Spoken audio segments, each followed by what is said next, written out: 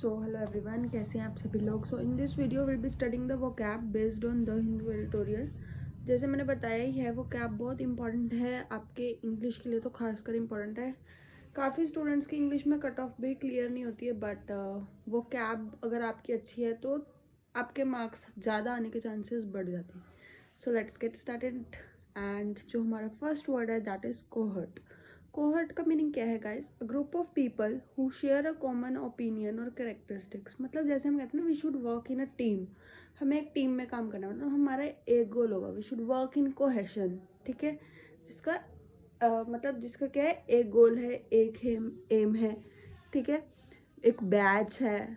ठीक है, अगर हम इसके एंटोनिम्स की बात करें तो हम बोल सकते हैं आइसोलेटेड हैं, सारे अलग अलग हैं, इंडिविजुअल हैं, सोलो हैं, अकेले हैं। ठीक है, नेक्स्ट पॉइंट इज जो नेक्स्ट हमारा वर्ड है दैट इज एपेक्स। एपेक्स का मीनिंग क्या है? द हाइएस्ट पॉइंट और पीक ऑफ समथिंग। मतलब हम कहते हैं सबसे जो फाइनल, मतलब सर्वोच्च पॉइंट है किसी चीज़ का, पिनेकल, एक तरह से जेनियत, समिट। ठीक है, वहीं अगर हम इसके एंटोनिम्स की बात करें तो हम बोल सकते हैं नादिर। नादिर का मतलब होता है lowest point, bottom most point, foot किसी चीज़ का। ठीक है, नेक्स्ट जो हमारा वर्ड है दैट इज रीप। रीप का मतलब क्या होता है? जैसे हम कहते हैं ना, आप जैसा करेंगे वैसा भरेंगे।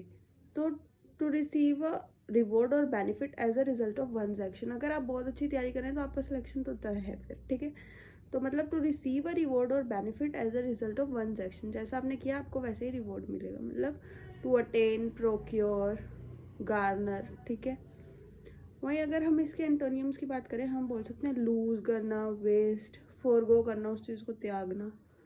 नेक्स्ट जो हमारा वर्ड है दैट इज क्लैंपिंग। क्लैंपिंग का मतलब क्या होता है? किसी चीज़ को टाइटली पकड़ लेना।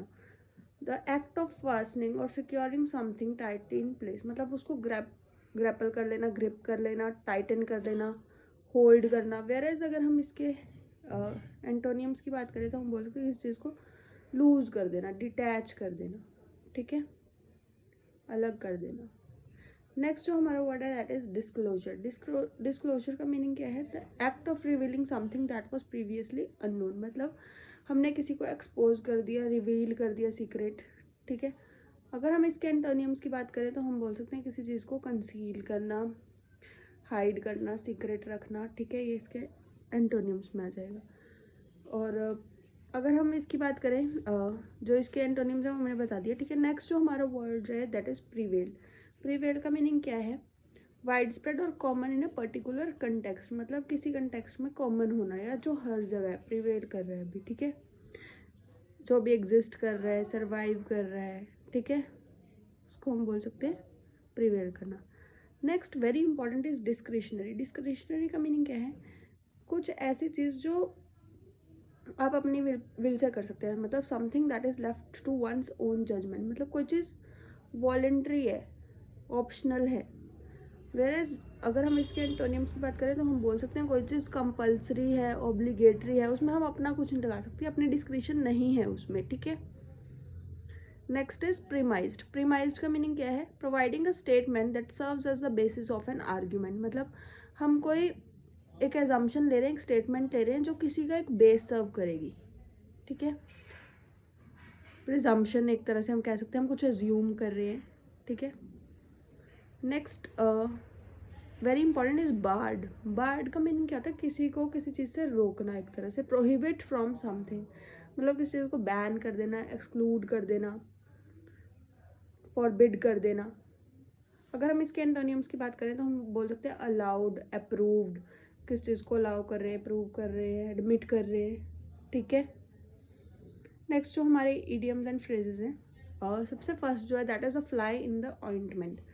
अ फ्लाई इन द ऑइंटमेंट का मीनिंग क्या है? A small problem that spoils a successful situation. मतलब हम कह सकते हैं एक तरह से मक्खी आ रही है किसी चीज़ में। मक्खी का आना मतलब वो स्मॉल प्रॉब्लम जो हमारे जो सक्सेसफुल इवेंट है या सिचुएशन है उसको डिस्ट्रॉय कर रही है। सो हम बोल सकते हैं अ fly in the ointment. Icing on the cake. Icing on the cake का मतलब है something that enhances a positive situation और मेक्स इट इवन बेटर। मतलब कोई पॉजिटिव सिचुएशन थी, उसमें और कुछ बेटर हो गया, तो उसे हम बोलते हैं icing on the cake. So guys एक और है लास्ट का, that is moving out. Moving out का मीनिंग क्या है? ये एक फ्रेजल वर्ब है the process of leaving one's current location to somewhere else, मतलब अपनी करंट लोकेशन से दूसरी किसी लोकेशन जाना, that is your moving out. So guys that's it for the vocab.